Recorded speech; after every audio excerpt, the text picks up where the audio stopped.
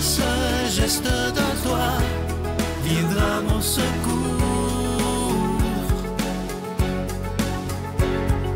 Viens semer dans mon âme le grain de l'amour. Je traverse un désert et je meurs de soif. Montre-moi le mystère qui garde la foi. Bonjour, bienvenue à votre émission La Victoire de l'amour en ce vendredi 8 décembre. Bonne fête de l'Immaculée Conception à tous ceux qui ont un attachement spécial à la Mère de Jésus, la Vierge Marie. On rejoint tout de suite pour sa chronique Claire Jacques et à l'homélie, ce sera le Père Gauthier.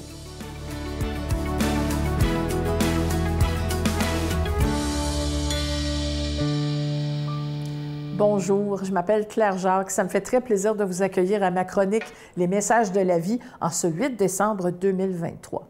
Quand on regarde dans le calendrier catholique romain, le 8 décembre, on voit que c'est la fête de la mère du Fils de Dieu, donc la fête de la Sainte Vierge. La raison pour laquelle je vous mentionne ça aujourd'hui, je suis très contente de faire une chronique le 8 décembre, c'est que je me paye la traite. Aujourd'hui, je vous parle de musique sacrée.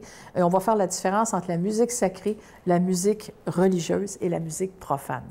On va commencer avec la musique sacrée. C'est très, très, très grandiose, la musique sacrée. Ça fait vraiment référence au divin et d'une façon très précise, puisque les paroles de ces œuvres-là sont toujours prises dans les Saintes Écritures. Donc, en latin la plupart du temps. Et ce sont des grosses orchestrations, des chœurs, des orchestres. Et quand on écoute ça, je vous jure, là, on a vraiment l'impression de toucher le ciel, tellement c'est beau. Il y a une notion d'éternité, de grandeur. On dirait qu'il n'y a pas de limite à ce qu'on entend. Et c'est très, très, très, comment dire, spirituel. Ça évoque plein de choses, de grandeur, de mystérieux, une portion d'éternité, on dirait qu'on touche quand on écoute à cette musique-là. Et donc, ça, c'est la musique sacrée. La musique religieuse, elle fait référence au divin, à Dieu, mais sans nécessairement, pour autant, prendre des paroles d'Évangile de façon textuelle. Donc, on évoque la pensée de Dieu. C'est aussi, évidemment, là, de la musique instrumentale, souvent sur orgue, sur clavecin, etc. Donc, ce n'est pas nécessairement orchestré, mais plus pour des instruments solos ou parfois avec des chanteurs solos. Ensuite, évidemment, il y a la musique profane, musique populaire, musique de tous les jours. Ça, je n'ai pas besoin de vous en parler, vous en consommez probablement. Donc, la raison pour laquelle je voulais vous parler de musique sacrée aujourd'hui, vu que c'est la fête de la Sainte Vierge, c'est que moi, je suis une fan finie de musique sacrée. J'aime ça comme une folle. Moi, là, c'est mon grand plaisir.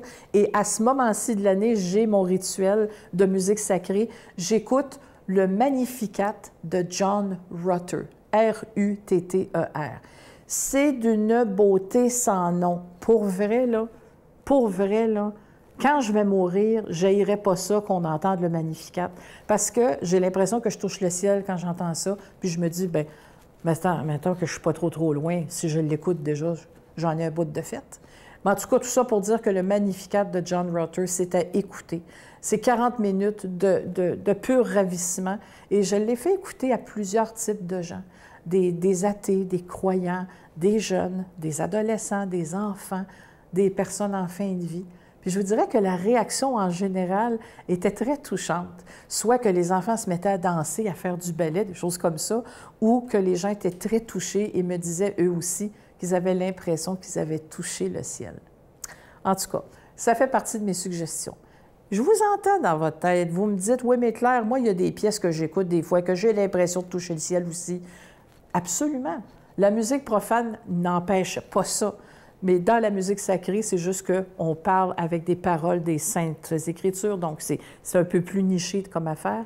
Mais de toute façon, peu importe la musique que vous écoutez, faites-en un moment sacré. Prenez le temps de bien vous installer, de prendre ce moment pour vous, appréciez le moment pour ce qu'il est, parce que c'est divin. Bonne semaine. Notre Père qui es aux cieux, que ton nom soit sanctifié, que ton règne vienne, que ta volonté soit faite sur la terre comme au ciel. Donne-nous aujourd'hui notre pain de ce jour. Pardonne-nous nos offenses, comme nous pardonnons aussi à ceux qui nous ont offensés. Et ne nous laisse pas entrer en tentation, mais délivre-nous du mal, car c'est à toi qu'appartiennent le règne, la puissance et la gloire pour les siècles des siècles. Amen. La Victoire de l'amour vous invite à venir vivre des moments inoubliables en Italie en compagnie du Père Michel Marie, Christine Michaud, Miguel Padilla et Sylvain. Nous visiterons Venise, Padoue, Florence, Sienne, Assise et Rome, la ville éternelle. Célébration eucharistique avec le Père Michel Marie. Nous assisterons aussi à l'audience générale avec le Pape François au Vatican, du 2 au 13 juin 2024, avec Spiritour au 514-374-7965 ou 1-866-331-7965. Je suis tellement content de vous présenter ce magnifique cadeau du mois de décembre, une belle exclusivité de la Victoire de l'amour. Il s'agit du bracelet du réconfort. Vous le voyez à l'écran présentement. Et il est en acier inoxydable, donc il ne ternira pas. Il est également ajustable. Il est autant pour les hommes, pour les femmes. Et je sais que les jeunes vont beaucoup l'apprécier. Et ce qui est écrit sur le bracelet, c'est pour ça qu'on l'a appelé le bracelet du réconfort. Il est inscrit « Je suis la lumière du monde ». Et parfois, quand ça ne va pas dans nos vies, bon, évidemment, ce bracelet, il est déjà béni, mais quand ça ne va pas dans nos vies, il s'agit de, ce n'est pas magique, il s'agit de regarder le bracelet, simplement se rappeler que dans nos moments plus difficiles, nous ne sommes pas seuls. Je vous donne l'adresse en vous rappelant que vous le recevrez avec un don de 25 $, si vous en voulez deux, avec un don de 40 $.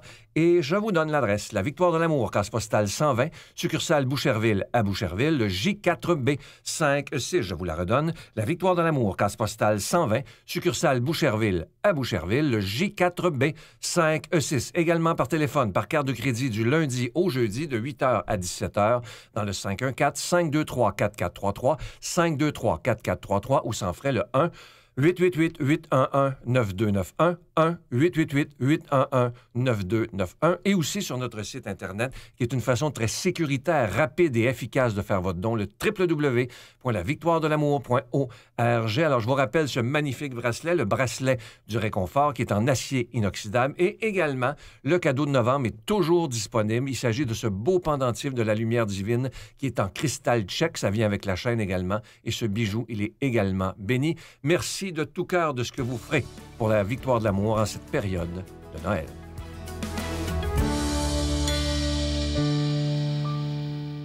Mon Dieu, donnez-moi la sérénité d'accepter les choses que je ne peux changer, le courage de changer les choses que je peux et la sagesse d'en connaître la différence. Amen.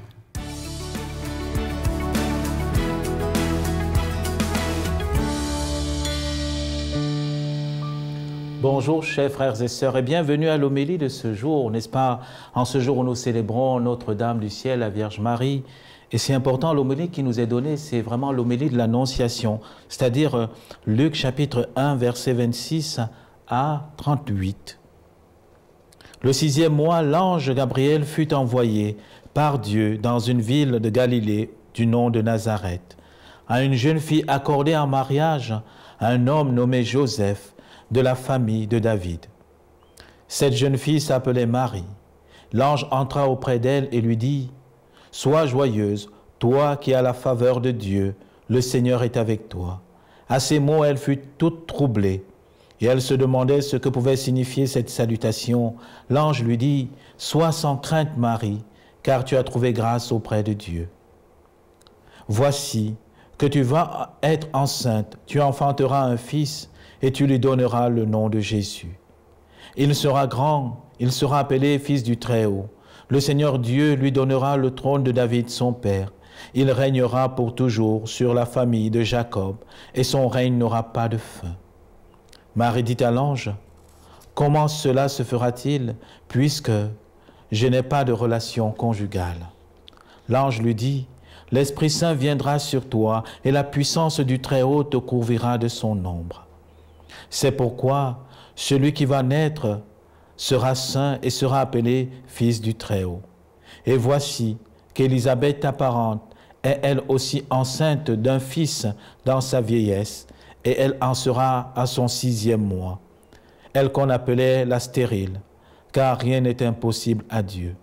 Marie dit alors, « Je suis la servante du Seigneur, que tout se passe pour moi, comme toi tu me l'as dit. » Frères et sœurs, c'est magnifique cette parcelle de l'Évangile. Et je sais qu'on a déjà commenté dessus, on a parlé de l'Annonciation. Il y a beaucoup, n'est-ce pas, de livres qui ont été écrits dessus. Mais comment regarder ça aujourd'hui? Comment l'Annonciation nous parle aujourd'hui? Alors permettez-moi aujourd'hui, en fait, je vais regarder avec vous la foi de la Vierge Marie. Oui, je sais que dans l'Annonciation, parfois on parle de son fiat, de son oui, mais je vais simplement regarder déjà l'attitude de la foi de la Vierge Marie. La première attitude, c'est qu'elle accepte le regard de Dieu sur elle. Elle accepte de comprendre qu'elle est pleine de grâce, elle est aimée de Dieu. Et parfois, vous et moi, frères et sœurs, nous avons cette difficulté-là. Nous avons cette difficulté, vous et moi, à accepter que nous sommes des enfants bien-aimés du Père et que Dieu nous aime de toute éternité. Lors de notre baptême, nous sommes devenus fils et filles de Dieu. Le ciel s'est ouvert comme pour Jésus et Dieu nous a dit « Tu es mon fils, tu es ma fille bien-aimée ». Mais tout au long de notre vie, qu'est-ce qui s'est passé?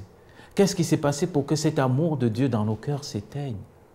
Pour que cet amour dans nos cœurs que Dieu a mis prenne fin. Et voilà, Marie nous fait comprendre que le premier enseignement qu'elle veut nous donner en ce jour où nous la célébrons, frères et sœurs, c'est d'apprendre à accueillir le regard de Dieu sur nous. Dieu nous regarde chacun d'un regard aimant de toute éternité. Dieu nous aime, frères et sœurs. L'amour de Dieu est inconditionnel. Dieu ne m'aime pas parce que je me comporte bien, non. Dieu ne m'aime pas parce que je fais telle chose, non. Il m'aime de manière gratuite de toute éternité. Ma conduite n'est qu'une réponse à l'amour de Dieu. Et c'est ça dans l'Annonciation.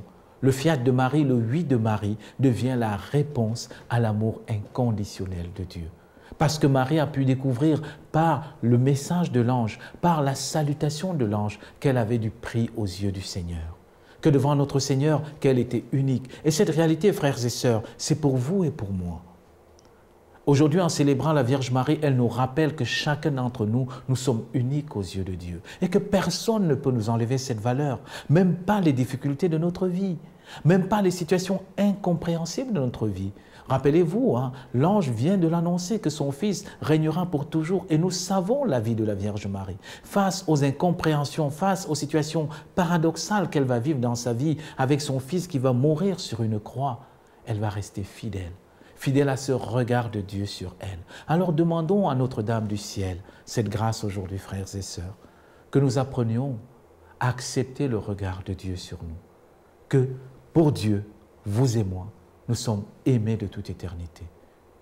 Nous sommes des êtres très chers pour Dieu. Et parce que nous allons accueillir cet amour de Dieu pour nous, nous pourrons alors, nous à notre tour, aller vers nos frères et sœurs, comme la Vierge Marie vers Élisabeth, pour les transmettre cet amour, pour les révéler cet amour du Père. Alors aujourd'hui, en célébrant l'Immaculée, frères et sœurs, que la Vierge Marie intercède pour nous et que du haut du ciel, le Seigneur daigne nous bénir pour nous donner cette grâce d'avoir la foi comme notre Mère du ciel et que sa protection demeure sur chacun d'entre nous et nous accompagne tout au long de cette journée et de cette semaine. Au nom du Père et du Fils et du Saint-Esprit. Amen. Je vous salue Marie, pleine de grâce. Le Seigneur est avec vous. Vous êtes bénie entre toutes les femmes, et Jésus, le fruit de vos entrailles, est béni. Sainte Marie, Mère de Dieu, priez pour nous pécheurs, maintenant et à l'heure de notre mort. Amen.